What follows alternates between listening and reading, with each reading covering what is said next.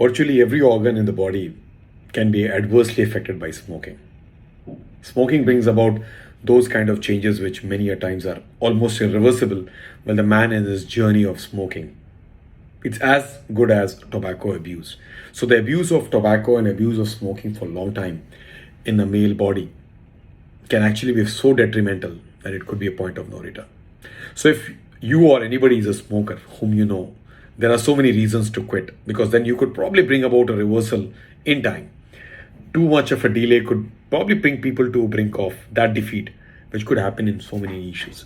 The heart diseases and lung diseases have already been proven to be bringing about huge morbidity and mortality because of various changes which happen in the system.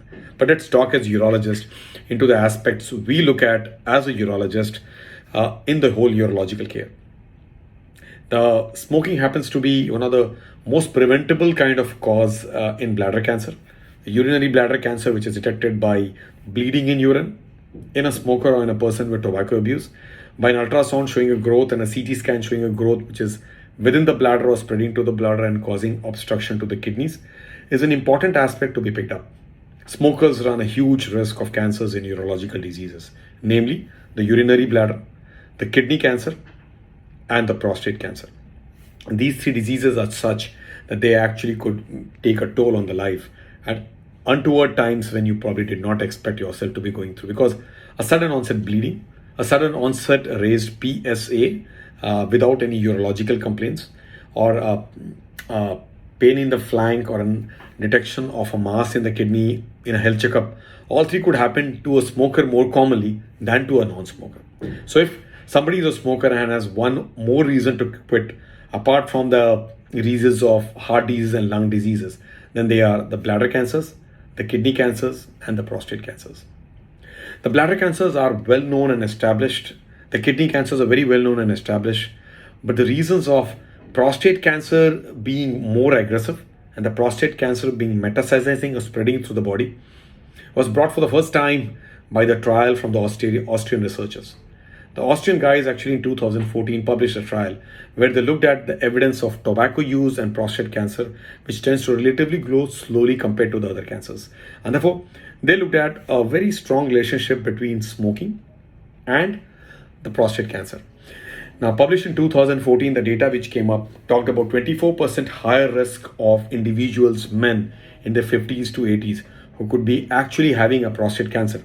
And that could be so indolent that we may not have looked at, because there are many reasons which compete to cause a death at that level around. So when they looked at surgically treated prostate cancers in more than 22,000 men, they looked at those individuals who were treated completely, and they did not look into that till they divided them into smokers and non-smokers. They found that a 6-year data talked about those who were smokers had higher chances of the spread of the disease in various parts of the body. That means a prostate cancer returning back, or them dying of the disease because the disease was more aggressive. In other words, we are waking up to a phenomena today where, as a urologist, we would request you to quit smoking. Quitting smoking comes on a no smoking day, which comes every year. But when you look at various cancers in the body, so much happening from tobacco abuse, where oral and oropharyngeal cancers, which take so much of toll on your general health and your life, spread of which actually brings about multidisciplinary treatment required for your health. They also look at, as urologists, 3 important cancers, which are urinary bladder cancers, prostate cancers, and kidney cancers. Anybody who bleeds in urine and has been a smoker in his lifetime and who is an adult needs to be aware that bleeding can happen because of a urinary bladder cancer, silently gross hematuria, which we call as painless hematuria. It can also happen from the prostate diseases. It can also happen from the kidney cancers. So smoking brings about these things to a higher level than non-smokers. Let's also remember that smoking is also a predictor of erectile dysfunction. Men who have been smokers for a long time, which I would rate as close to a decade, who have been smoking, can land up with erectile dysfunction of the kind which could be irreversible.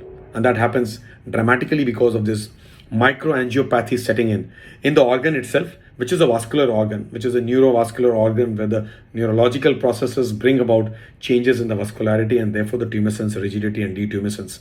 It all can go down gradually in smokers who complain of loss of early morning erections, who complain of loss of erections completely in times of need, And these individuals will be compounded by, apart from smoking, diabetes and other risk factors, which add to various microangiopathies in the body.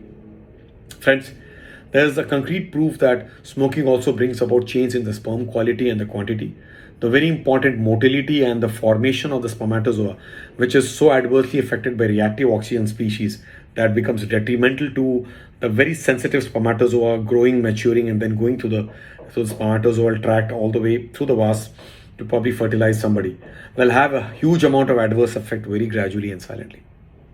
So the main reasons to quit, and as urologists, we talk to our younger colleagues, requesting them to quit smoking completely rather than decreasing the number of smoking attitudes that they have.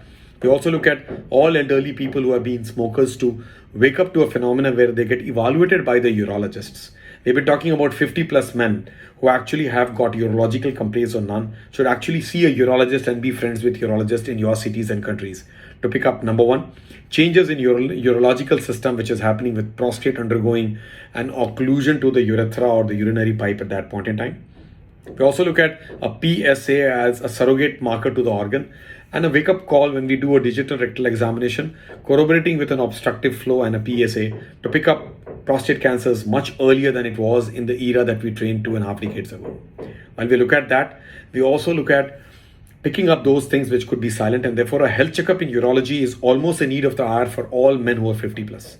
If you are 50, if you have urological complaints of the kind that you pick up in a health checkup that your prostate is enlarging in size, and you're bothered and worried about it because all peers met and talked about comparing their prostate sizes, if you have a PSA which is alarmingly raised beyond 4 nanogram percent, raised to a point which should not be a reason for it, if anybody has a first degree male relative in your family, like your elder brother and your father had prostate cancer, then you need to see a urologist anyway, because he will be then very keen to look at that lineage, pick up a prostate cancer earlier than later.